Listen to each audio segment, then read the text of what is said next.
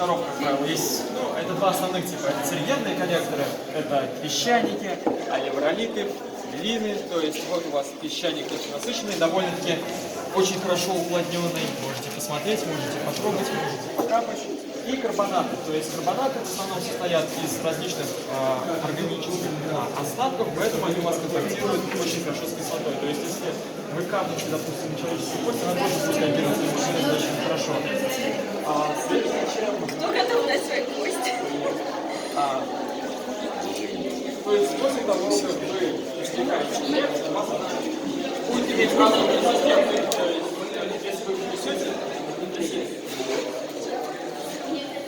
и вы заметите то, что у вас пробки зеленые, у вас нефть более такая трясучая, более подвижная. Здесь она менее подвижная, то есть более вязкая. Основным